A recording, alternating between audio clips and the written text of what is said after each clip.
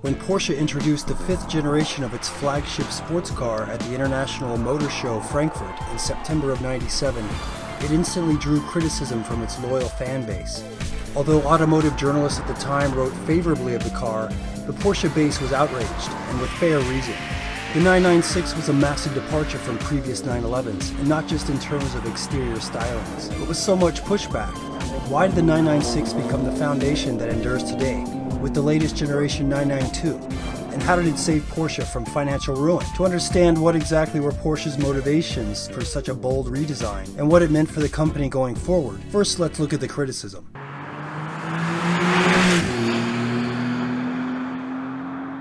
Round headlights on a tall arched front fender have been Porsche's unofficial trademark, going back to its beginnings with Volkswagen, and continuing through the early versions of the 911. And then came the 996. Porsche designer Pinky Lai said they were charged with designing a 911 not just for the next decade, but for the next millennium. My design for the 996 was ultimately chosen because it was the most revolutionary. Initially, we were pretty happy with the 996 coupe headlight. There were no discussions about fried eggs and this and that. While we were already working on the 996 coupe, we were looking at a variation of circular or elliptical for the headlamp. Are there any alternatives, including revolutionary geometry? So we ended up with a new shape that you see in the 996 coupe, and everybody was happy about it. Because it's not only about styling, it's also cause-reason. There's a very hefty cause-reason because the whole thing is one module. It's less than a 10-minute assembly, compared to the old system, the 993 or 964, where you have lamps everywhere. It's like multiply every lamp assembly by 10 minutes. We were saving money in the assembly, in the production, at the same time really giving the maximum bang for the buck. The headlight made its premiere with the Porsche GT1 in May of '97 at Le Mans Test Day, and later with the 996 Carrera Coupe at Frankfurt. The yellow turn signal at the base of the unit sparked the fried egg description that has plagued the 996 design since. The headlight was later replaced with the revised styling developed for the 996 Turbo,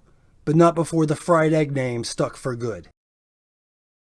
911 interiors up to this point were very functional and practical, due to their motorsport heritage, with placement being prized more for functionality rather than aesthetics. But with the 996, Porsche was making a transitional move to a more luxurious interior, which matched their overall goal of producing a more approachable 911. One critic had this to say: "The interior of the 911, both stylistically and ergonomically, is its least appealing aspect. Previous 911s have had an understated cabin and simple 5-gauge layout ahead of the driver. The new 911 is a visually confusing assemblage of multiple curves and variegated surfaces, from brushed aluminum to leather facings. The 5-gauge layout is maintained, but the gauges are crowded together.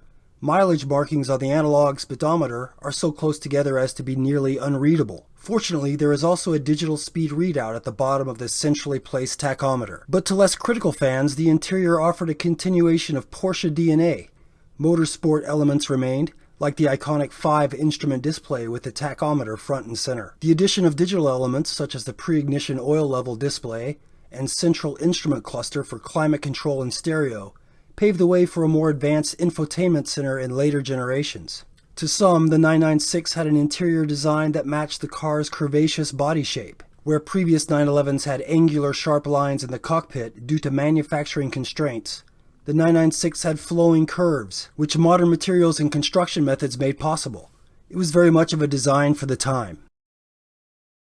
Sharing components between models was all part of Porsche's master plan to reinvigorate the company's product line and save costs in production. This meant that the higher-priced 911 shared an uncomfortable similarity to the lesser-priced 986 Boxster. With a shared front end, interior, and more, the two models were hard to differentiate for the average observer. The Carrera 4 Cabriolet is almost identical to the Porsche Boxster from the doors forward, meaning there is a similar dearth of storage in the cockpit. It also means that the accommodations of this car, $90,310 as tested, are not significantly plusher than the Boxsters, which costs half as much. Granted, the Boxster is an overachiever stylistically, and granted you can bedeck your Carrera 4 with every imaginable color of leather, as well as oodles of wood and carbon fiber trim. But at the bottom, the 911 shares a disconcerting kinship with its down-market brother. The same aesthetically disadvantaged black plastic switches, the same slight doors. To some, the similarities are considered a shared family trait. To others, they are an affront to the integrity and individuality of the 911. As the Porsche product line continues to expand, the practice continues today.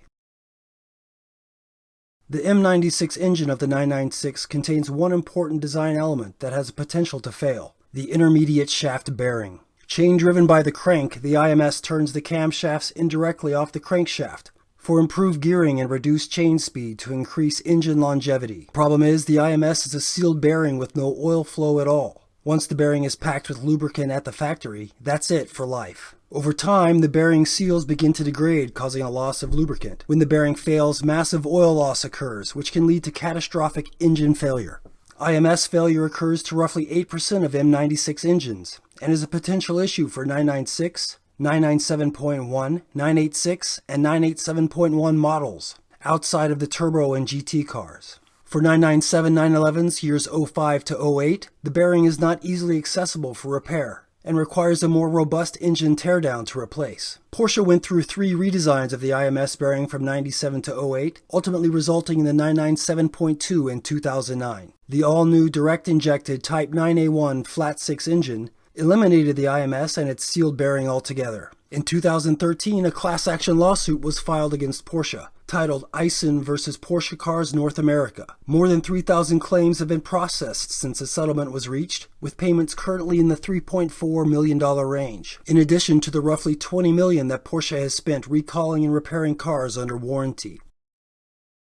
The most important reason for the 996 being the most hated 911 is also why many Porsche fans proclaimed that Porsche had lost its soul, and that was the monumental move from air-cooled to water-cooled engine design. Why did Porsche make such a leap, and what did it mean for the struggling company at the time? Stay tuned for our next video when we explain why the Porsche 996 had to happen and how it saved Porsche from financial ruin.